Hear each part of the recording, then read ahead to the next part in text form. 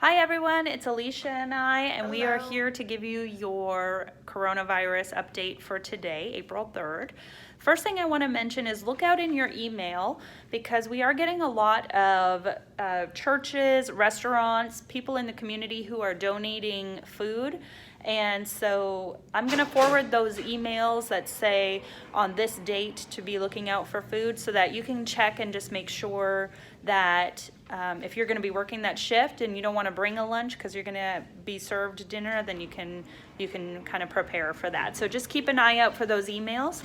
For instance, tonight you can pick up dinner if you're working tonight from the Women's Center entrance.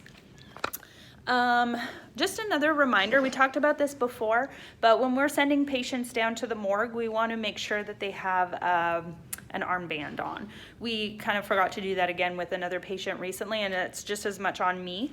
And so just a reminder to everyone, we need to have an armband on that patient also. Often we take them off as they're getting sicker, but that has to go back on. Another great thing that Alicia brought up and talked about with Dr. Bayat is that our patients who are coronavirus positive but are not intubated, those patients, if at all possible, we should be encouraging them to sleep on their tummy as like a proning for the non-intubated patients. So just something to be aware of. They're doing that on A5. Alicia? Okay, just a couple more things. You guys are doing an awesome job at proning your patients. Dr. Bayat seems to have these patients on 20 hours prone and 4 hours supine. And just a reminder, when they are prone, we're turning their heads and moving that ventilator every 2 hours, just so that we don't get pressure injury to that side of their face. But great job on that. A reminder, when we are proning our patients, we want to make sure that there are 5 people at the bedside. And so 2 RNs on either side, and you're using that envelope method. And then we want to really make sure that respiratory therapy is there to manage that ventilator and make sure that does not come disconnected. On our Crohn positive patients, we just want to stay safe and just make sure that we don't disconnect that ventilator. It's best for the patient and best for all of us in that room. So make sure respiratory therapy is at the head of the bed and then 2 nurses on either side. But great job on doing this. It's helping our patients and you guys are doing excellent work. The second thing is with CRRT, there's a couple nurses that came and asked me about the INO flow sheet and was wondering why the intake was not going on the cumulative CRRT flow sheet. That's because we have to make sure that we're charting all of our intakes and outputs on our INO flow sheet in addition to the CRRT flow sheet.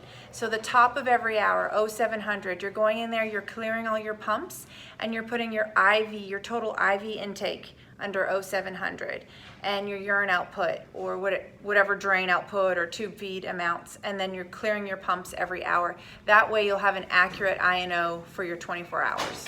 Perfect. Thanks, Alicia. You're welcome. And then the last thing we wanted to go over is when you are arriving for your shift and you know you're going to be working in the Crown unit, we just want to show you where you can go to get scrubs. So I'm going to flip the camera around here. And you can see down at the end of the hallway there, you're going to see our meditation garden entrance. So you're going to walk down the hallway and come to this door here.